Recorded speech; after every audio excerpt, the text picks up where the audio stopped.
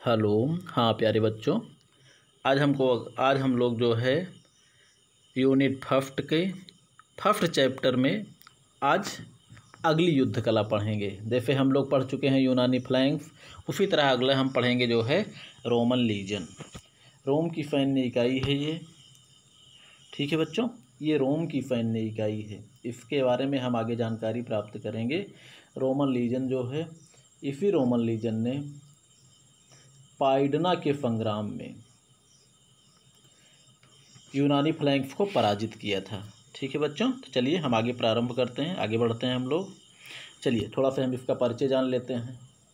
परिचय: रोम की सैन्य इकाई को लीजन कहा जाता है। कभी कभी आप लोगों से प्रश्न में पूछा जाता है कि लीजन कहाँ की इकाई थी। ठीक है बच्चों, तो ध्यान दीजिएगा, रोमन लीजन इसलिए कहा जाता है कि वो रोम की सैन्य इकाई थी लीजन, इसलिए लीजन को रोमन लीजन कहा जाता है। लीजन में कुल जो है 4200 पैदल सैनिक एवं 300 घुड़सवार सैनिक होते थे, जो कि बाजुओं की रक्षा के लिए होते थे। इतना आप लोग ध्यान दीजिएगा कि अगर कहीं भी घुड़सवार सैनिकों का प्रयोग होता है तो या तो आक्रमण करने के लिए, अगर उनकी मुख्य सेना पैदल सेना की है तो उनके जो है पैदल सेना की बाजुओं से होने वाले आक्रमणों से रक्षा करने के लिए इनको लगाया जाता था। ठीक है बच्चों, अब इसमें देखिए, युद्ध के मैदान में प्रत्येक सैनिक के बीच की दूरी होती थी 5 फीट, और फ्लैंक्स में प्रत्येक सैनिक के बीच की दूरी कितनी होती थी? 6 फीट। इतना ज़रूर याद रखिएगा, आप यही कन्फ्यूज होंगे आप लोग 5 फीट और 6 फीट के चक्कर में। ये प्रश्न बराबर पूछा जाता है। जैसे हमने आपको पहले भी बताया है, एक एक वाक्य एक एक प्रश्न के बराबर है।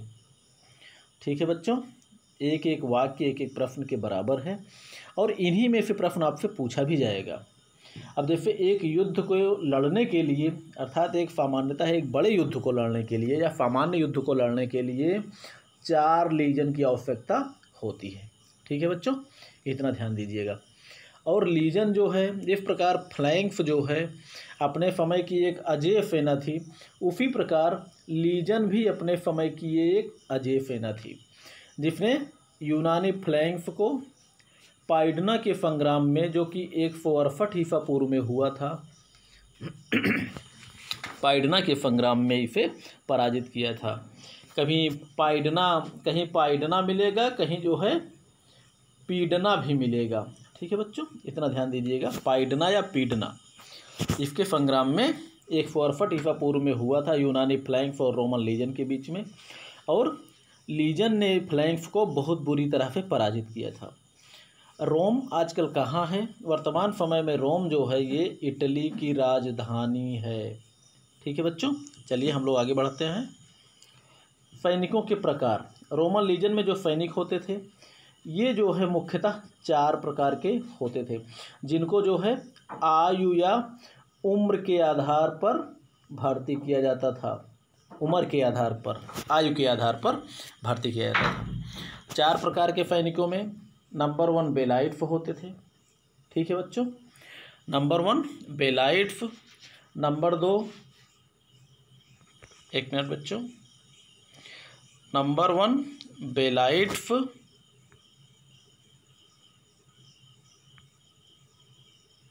नंबर 2 हफ्ताती, एक मिनट बच्चों, हाँ, नंबर 2 हफ्ताती, और जो है नंबर 3, एक मिनट, नंबर 3 प्रिंसिपाइज, नंबर 4 ट्रायरी। अब इसको हम अलग अलग पढ़ेंगे। देखिए, नंबर 1 जो बेलाइट सैनिक होते थे ये सबसे कम आयु के सैनिक होते थे। जैसे हमने कहा है, हर वर्ड पे आप लोग ध्यान दीजिएगा। रोमन लीजन में 4 प्रकार के सैनिक होते थे, और चारों प्रकार की सैनिकों का भर्ती का आधार क्या था? आयु, उम्र के आधार पर ये भर्ती किए जाते थे। इसमें जो प्रथम सैनिक होते थे, प्रथम पंक्ति के सैनिक, इनको कहा जाता था बेलाइट्स, जो कि सबसे कम आयु के सैनिक होते थे। इनकी आयु जो है 17 से 25 वर्ष होती है, और इनके हथियार जो होते थे अस्त्र और शस्त्र, यानी आक्रामक एवं सुरक्षात्मक साधन। अस्त्र और शस्त्र के बारे में आपको पता होना चाहिए। अस्त्र वो है जो फेंक कर मारा जाए, आक्रामक साधन फेंक कर मारा जाए, जैसे धनुष से निकला हुआ बाण, बंदूक से निकली हुई गोली। ठीक है बच्चों। अब शस्त्र वो होता है जो कि आक्रमण भी करे हाथ से पकड़ कर लड़ने के लिए, जैसे तलवार हो गया, लाठी हो गई, भाला हो गया। भाला तो दोनों में आ जाएगा क्योंकि भाले को फेंक कर भी मारा जाता है, अब भाले को पकड़ कर भी लड़ा जाता है। तो शस्त्र में गदा हो गया, गदे को भी लड़ा जाता है। तो ये समझ लीजिए कि जिन्हें हाथ से पकड़ कर लड़ा जाता है वो शस्त्र हो गए, जो कि आक्रमण के साथ साथ सुरक्षा भी करते हैं। ठीक है। और अस्त्र वो है जो सिर्फ आक्रामक साधन, सीधे फेंक कर मारा जाए।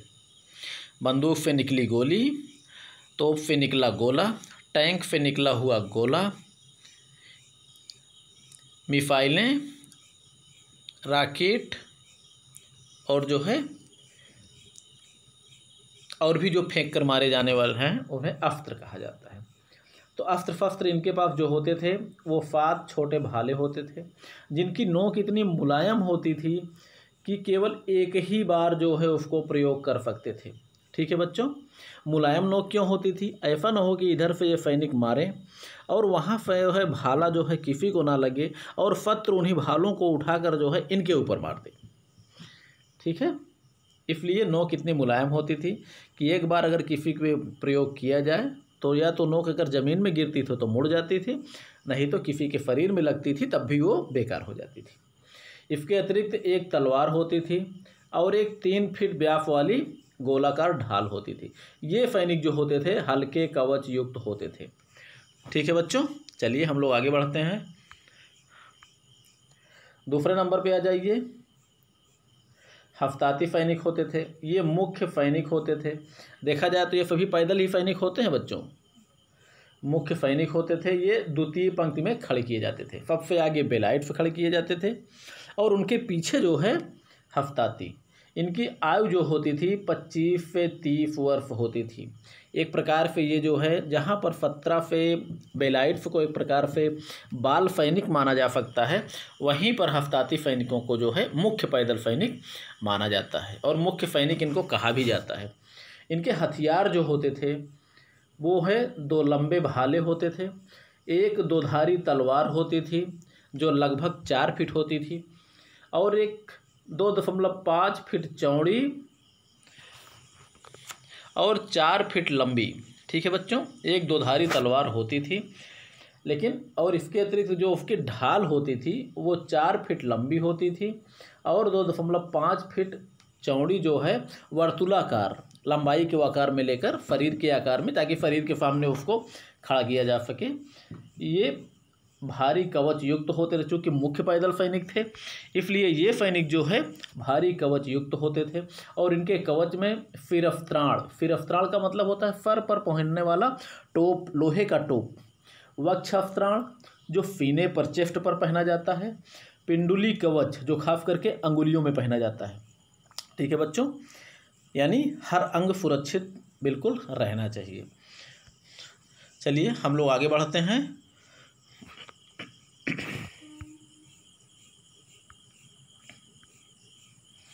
तीसरे नंबर पर जाते हैं। तीसरे नंबर पर होते हैं हमारे प्रिंसपाइज। ये तृतीय पंक्ति के सैनिक होते थे। इनकी उम्र जो है 30 से 40 वर्ष होती थी। इनके हथियार जो होते थे सभी हथियार हफ्ताती के समान होते थे और इनके भाले जो होते थे उनसे थोड़े से अधिक लंबे होते थे। ठीक है बच्चों। अगला है चौथे नंबर की जो सैनिक होते थे उन्हें ट्रायरी कहा जाता है। ये चतुर्थ पंक्ति यानी आखिरी पंक्ति के सैनिक होते थे जो कि 40 से 45 वर्ष के होते थे। एक प्रकार से इनकी क्षमता कम होती थी। इन्हें जो है आरक्षित सैनिक भी कहा जाता है, रिजर्व जिसको बोलते हैं।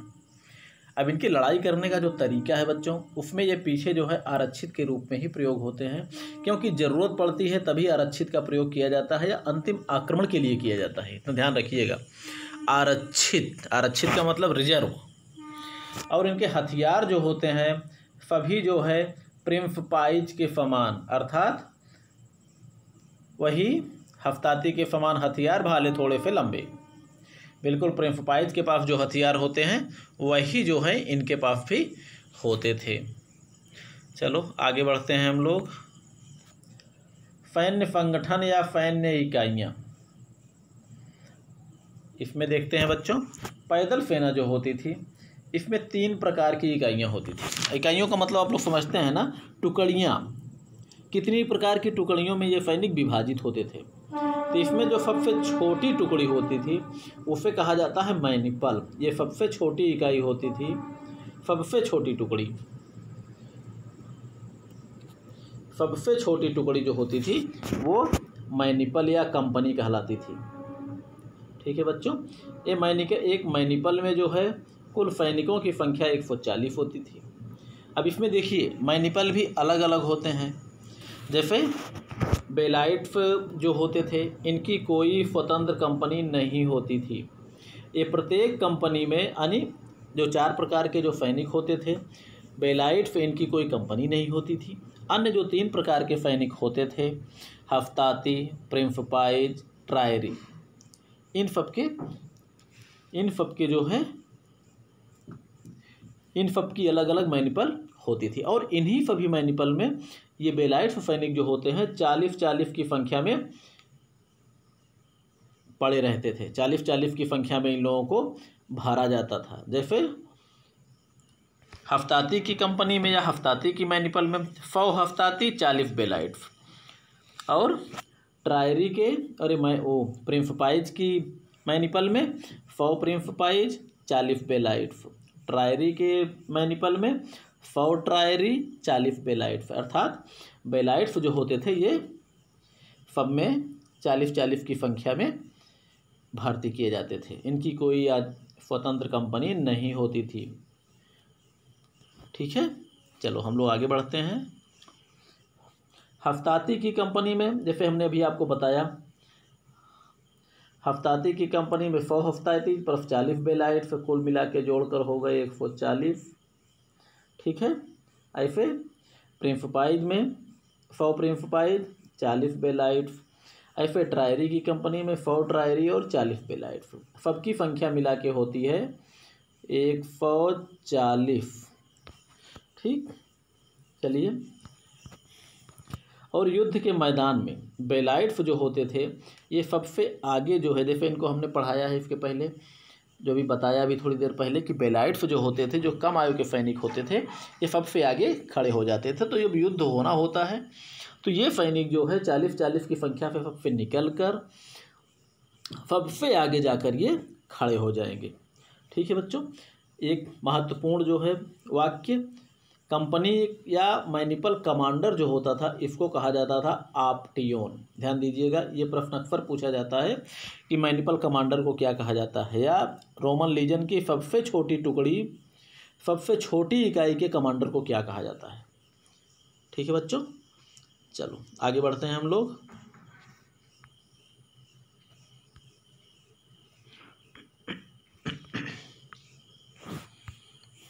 इसकी दूसरी जो बड़ी इकाई होती है उसे कहा जाता है कोहार्ट।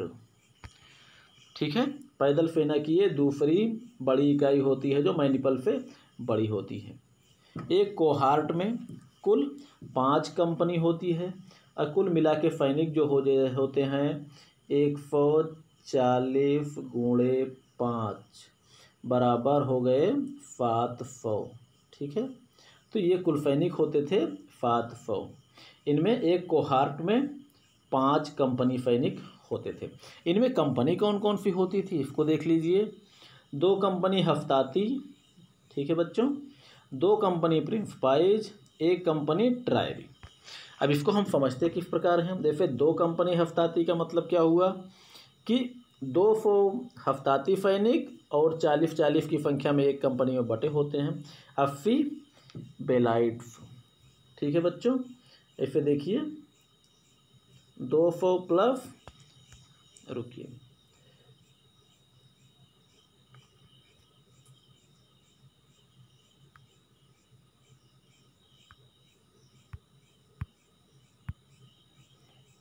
चलिए हम देखते हैं अब जैसे कंपनी हफ्ताती की कंपनी में 200 हफ्ताती और 80 बेलाइट।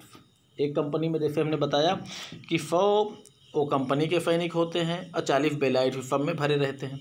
तो ऐसे इसमें 280 200 हफ्ताती 80 बेलाइट। फिर प्रिंसिपाइज की कंपनी में 200 प्रिंसिपाइज प्लस 80 बेलाइट। ऐसे एक कंपनी ट्रायरी 100 ट्रायरी और 40 बेलाइट। तो इस प्रकार हो गए 200 हफ्ताती 200 प्रिंसिपाइज 100 ट्रायरी और 8 पंच 40 सॉरी 4 पंचे 20 200 बेलाइट। संख्यात्मक दृष्टि से यही होते हैं 200 बेलाइट्स 200 हफ्ताती 200 प्रिंसिपाइज और 100 ट्रायरी। तो कुल मिला के सैनिक होते हैं 700। ठीक है बच्चों। और हाँ, एक महत्वपूर्ण वाक्य, कोहार्ट कमांडर, जिस प्रकार अभी हमने बताया कि मैनिपल कमांडर को ऑप्टियोन कहा जाता था, उसी प्रकार कोहार्ट कमांडर को कहा जाता है ट्रिब्यून। ठीक है बच्चों, देख लीजिए, ये है कोहार्ट कमांडर ट्रिब्यून। चलिए हम लोग आगे बढ़ते हैं। तीसरी जो सबसे बड़ी और सबसे मेन इकाई होती थी जिसे हम लोग पढ़ रहे हैं वो है लीजन। ये सबसे बड़ी इकाई रोमन लीजन हम पढ़ ही रहे हैं। एक लीजन में 4200 सैनिक होते हैं। इस मेन जानकारी हमने दे ही दिया है परिचय में, जिसमें 6 कोहार्ट होते हैं। ठीक है बच्चों, कोहार्ट। अभी इसके पहले हम लोग कोहार्ट पढ़े ना, ये देखिए, एक कोहार्ट में 700 सैनिक। ठीक है, तो आगे हम लोग इसी में पढ़ेंगे 6 कोहार्ट होते हैं और एक कोहार्ट में 700। तो 6 कोहार्ट में कुल सैनिक हो गए 4200। ठीक है, अब कुल 4200 सैनिकों में मैनिपल या कंपनी कितनी होती है? 30। ये सब बेटा आपसे पूछा जा सकता है। और लीजन कमांडर को कहा जाता है कॉन्सल। ध्यान दीजिएगा इसमें, Manipal commander ऑप्टियोन, cohort commander Tribune और लीजन का कमांडर कहलाता था कॉन्सल। ठीक है, इसको आप लोग ध्यान दीजिएगा। चलिए हम लोग आगे बढ़ते हैं। घुड़सवार सेना, ये तो अभी तक हम लोग पढ़े जो है पैदल सैनिकों के बारे में, जो 4 प्रकार के सैनिक, बेलाइट, हफ्ताती, प्रिंसिपाइज, ट्रायरी। अब हम घुड़सवार सैनिकों के बारे में बात करेंगे। जैसे भी बताया था शुरुआत में परिचय के समय, कुल घुड़सवार सैनिक होते हैं 300, जो कि बाजुओं की रक्षा के लिए लगाए जाते हैं। बाजुओं का मतलब दाएं बाएं से आक्रमण ना होने पाए इन पैदल सैनिकों पर, बेलाइट, हफ्ताती, प्रिंसिपाइज और ट्रायरी, इन सैनिकों पर बाजुओं से आक्रमण ना होने पाए। लेकिन जो इनकी घुड़सवार सेना होती थी, जो कि मुख्य सेना जो होती थी वो पैदल सैनिकों की होती थी, इसलिए घुड़सवार सेना जो होती थी इनकी निम्न कोट की होती थी। निम्न कोट की होती थी। इनकी जो इकाई होती थी, घुड़सवार सेना की जो इकाई होती थी वो स्क्वाड्रन कहा जाता था, जिसमें 30 सैनिक होते थे। ठीक है बच्चों, स्क्वाड्रन कहा जाता था जिसमें 30 सैनिक होते थे। और लीजन में कुल जो है जो घुड़सवार सेना होती थी 10 स्क्वाड्रन होती थी। तो 10 स्क्वाड्रन, एक स्क्वाड्रन में 30 सैनिक, तो कुल सैनिक हो गए 300। इतना ध्यान दीजिएगा बच्चों। पूछा जाता है कभी कभी कि लीजन में कुल कितने स्क्वाड्रन घुड़सवार सेना होती थी, या कभी ये भी पूछा जाता है कि रोमन लीजन की घुड़सवार सेना की इकाई क्या कहलाती थी। ठीक है, या पूछा जाता है एक स्क्वाड्रन में कितने सैनिक होते हैं, ये प्रश्न आपसे पूछा जाता है। इसलिए एक एक वाक्य एक एक प्रश्न के बराबर है, इतना आप लोग ध्यान दीजिएगा। इनके जो हथियार अस्त्र शस्त्र होते थे, एक तलवार, एक ढाल, एक भाला, ये होता था। ये सैनिक जो है फिर भी अधिकतर जो है पैदल ही लड़ना पसंद करते थे। ठीक है बच्चों, क्योंकि घुड़सवार सेना थी, इनको बहुत अधिक कवचित भी नहीं किया गया था, ये जो है फिर भी पैदल ही लड़ना पसंद करते थे। चलिए हम लोग आगे बढ़ते हैं। सामरिक फैलाव,